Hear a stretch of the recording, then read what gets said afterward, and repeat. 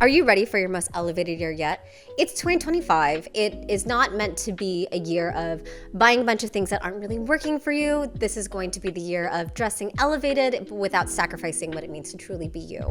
I really do believe in dressing elevated and bringing your best self forward without feeling like you have to either be super on trend or super boring and old money. If you are looking for a video on how to up your wardrobe game this year with some actionable tips, this is the video for you. Step one is to redefine what your essentials are. Okay, so essentials really vary from person to person. For me, I have wool trousers as like one of my main essentials. A lot of t-shirts for me, a lot of layering pieces, and a lot of neutral outerwear. Those are my go-to essentials. I want something that's going to be really versatile and something that's going to be really comfortable and something that's going to age well, but also just define who I am. So that really depends on who you are. If you find yourself constantly gravitating towards a piece or gravitating towards a base outfit that really works for you, those might be your essentials. And if you find yourself gravitating towards those, keep going at it. Keep buying the things that work for you. So for me, if I am going to recommend you buying anything, I recommend buying secondhand or buying from brands that really do value the sustainability aspect. You want to make sure that the brands you buy for also align with your values. Step two, start embracing texture without overdoing it. Sophisticated outfits don't exactly mean that you need to wear nothing but boring neutrals. Right now, I am wearing a very bold, fun Nordic sweater, which is very non-sophisticated or old money, but I really want to be a lot more playful with my wardrobe because that's who I am, a little bit more playful than I am if I'm serious. So you don't always have to go for these really bland wardrobe pieces. Something that's going to elevate an outfit instantly is to think about textures. So I have two cashmere wool coats from Goelia that I wear on repeat. I threw in a silk blouse in some of these outfits. I like to mix and match a bunch of textures because you want to add a lot of intrigue to your outfits. You want to add feeling. If it's just one fabric, it's going to lay kind of flat. Something that I don't really believe in, but that's been really trendy, is a 7 or 8 piece outfit where they have a bunch of different elements. And to me, that's a little bit of an overkill, but the one thing they do really well is that you are mixing in all these different elements, you're mixing in all these different fabrics. So for me, right now I'm wearing denim and I'm wearing like a fuzzier sweater. I have a belt on that's 100% leather. So those things are going to make your outfit look a little bit more interesting, and you want to embrace color and texture. So when it comes to color, do not feel like you can only wear black, gray, white, beige. Throw in some color if it's something that works for you. I really do love a good solid tonal outfit. I've been really into tonal looks recently, or something that is going to add a pop of color, like the pop of red. I would think that's a very good element to make your outfits a little bit more interesting. If you just want to add a touch of color, if that's what you're comfortable with, I would totally do that. Adding a little bit of a playful edge and mixing textures is just going to make your outfit look more like an outfit versus something you're wearing, if that makes sense. You want it to look like you're intentionally going for the mixing and matching. The reason why you see these photos and these videos of these women looking so amazing on Pinterest or on Instagram or TikTok is because they are layering. They might not be just wearing a sweater and a pair of jeans. They are wearing a button up under that sweater, or they're wearing a t-shirt under that sweater, or they're adding a bunch of interesting elements to make the outfit a lot more interesting. Embrace those textures, embrace a little bit of color, just make it a little bit more fun, because if fashion is not fun, then it's not really worth doing. 3, take care of what you own. I am the most guilty of this, where I will get a stain on something and then I just won't do anything about it. I had to start carrying Tide pens in my bag. But part of sustainable living and part of a really good sustainable fashion glow up journey is really taking care of what you own. Sometimes the key to elevating a piece is just not exactly buying something new, but taking care of what you own. There's something really chic about a pair of boots you've had forever that you just constantly take to a cobbler, or a pair of trousers that definitely don't fit you anymore because they're a little too small, a little too big, and you have to go take them in. If you are going to go take care of your pieces to that level, it actually makes your outfits look a lot better because 1, it looks like it was tailor-made for you, because it was, and 2, it just makes your outfit a lot more interesting. It just makes you look a lot more polished and put together, and you didn't have to buy anything new. So getting your clothes tailored, if there's a blazer that you love where the sleeves are just a little too long, or a pair of trousers that don't really fit you anymore, take it in to get tailored so it fits your body like a glove. Visit a cobbler, resole your boots, repolish your leather, have them repainted. It is a once or twice a year journey that I take. I bring in giant bags all of my shoes, be like, fix them, make them look beautiful, and they come back brand new essentially, and I didn't have to buy anything new.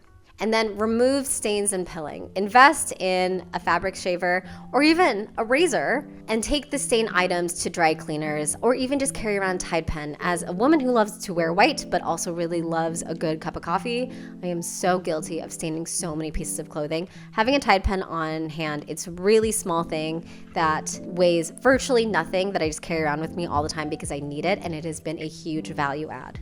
4, think about the tips of your outfits. Okay, so this is what I mean when I say tips. I mean the ends of your outfits. So you want to think about rings, you want to think about earrings, you want to think about belts. I'm really not bringing the jewelry game super strong today because I am under the weather and I didn't feel like bringing my 100% game. This is like my 90%, and I still brought some jewelry, but having a bag, having a belt, having some earrings, all of those small things are going to make a big difference. They're going to make your outfits look a little bit more interesting. Those finishing touches surprisingly do wonders. Like, I will wear leggings and a t-shirt to the gym, but if I have earrings on, I feel a little bit more confident. So choosing the right bag, either one that's really structured or one that really fits your outfits well. Neutral tones are my go-to, possibly one that are going to fit your shoes. I actually do believe in that. I think that if you're gonna go for a black bag, maybe wear some black shoes, white bag, white shoes, etc. You get the deal. Belting your outfits for some definition.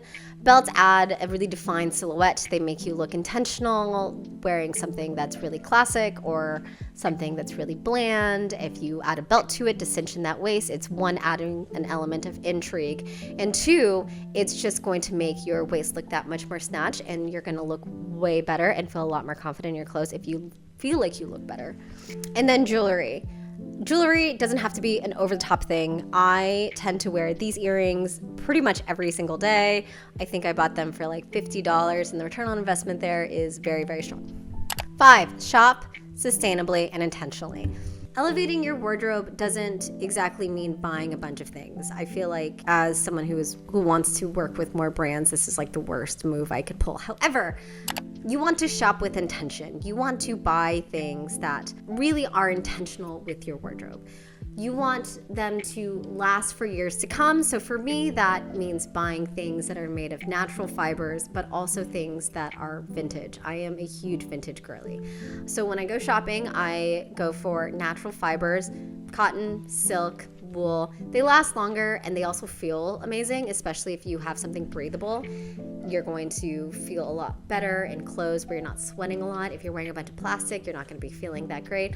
Also, for some reason, all of the polyester is just so shiny, and it's sometimes very blatantly polyester. And I also really am a huge advocate for both renting and buying secondhand. I really do advocate for renting, especially if you are someone who goes into an office 4 to 5 days a week. Sometimes you just really want to bring your A game. Sometimes you want to wear a cute dress to date night. Sometimes you want to dress up for someone's dinner. Sometimes you want to just try something different. Renting is very much my jam. I have been a Rent the Runway girly since 2018, and I have rented over $150,000 worth of clothes.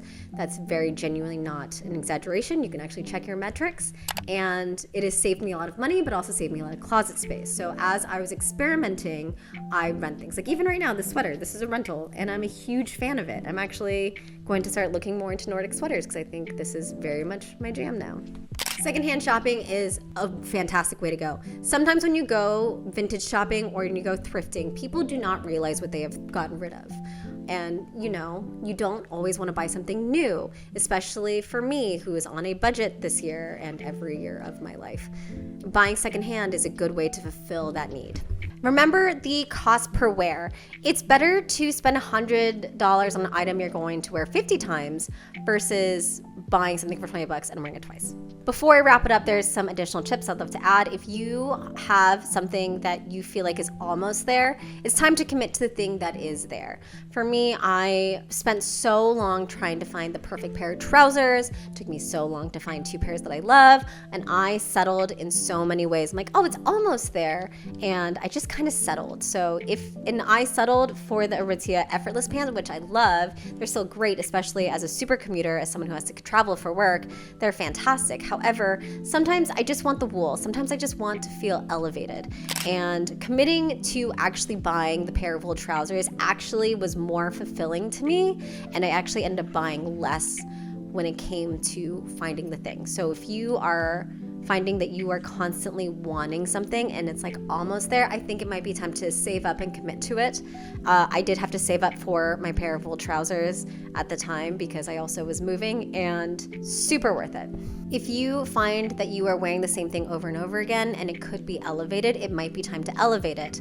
So for me, that meant elevating some of my sweaters, that meant elevating some of my blouses. Elevating those and finding a way to make those improvements was huge for me. I ended up feeling a lot better in my clothes because I bought the higher quality version. I still have the lower quality version and I still wear them. However, the higher quality version has been such a game changer for me.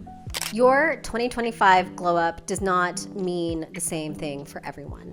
It is not all about trends or excess. Sometimes it's just about finding the right pieces and finding what works for you. You want a wardrobe that's going to reflect your style, your values, and make you feel incredible. In the comments section, please let me know if there's any of these you are excited to try. Don't forget to like, subscribe, and I will see you guys at the next video.